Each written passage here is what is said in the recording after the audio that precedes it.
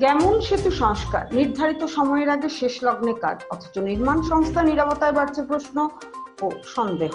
বরাক উপত্যকা 3 রাজ্যে সড়ক যোগাযোগের ক্ষেত্রে গুরুত্বপূর্ণ যেমন সেতু সংস্কারের কাজ NHIDCL কর্তৃপক্ষের নির্ধারিত সময় অনুযায়ী প্রায় শেষ লগ্নে।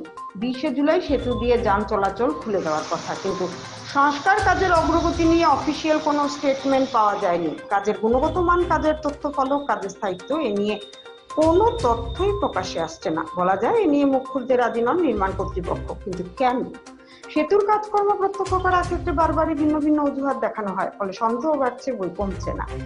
এবারে কাটিগড়া ওয়ার্কিং জার্নালিস্ট গিল্ডের এক প্রতিনিধি দল ঐতিহ্যবাহী গেমন সেতুতে গেলে নির্মাণ সংস্থার তরফে যে আচরণ করা হয়েছে তাতে সেতুর সংস্কার কাজ নিয়ে সন্দেহ প্রকট হচ্ছে। সাংবাদিকদের কাজকর্মে বাধা দেওয়া হলে কাটিগড়া সার্কেল অফিসারের নির্দেশে সেতুর কাজকর্ম প্রত্যক্ষ করার অনুমতি দেওয়া হয়। যদিও সেতুর কাজকর্মের সামগ্রিক পরিস্থিতি এবং নির্ধারিত সময়ে কি সেতু দিয়ে যান চলাচল করবে কি না স্পষ্ট জবাব দেননি জনৈক কর্মী। বলা যায় সরাসরি সাংবাদিকদের কোনো প্রশ্নের জবাবই দিলেন না ওই কর্মী। এতে স্পষ্টতই সেতুর সংস্কার কাজ নিয়ে দ্বিমত পোষণ করেন কর্মরত সাংবাদিকরা।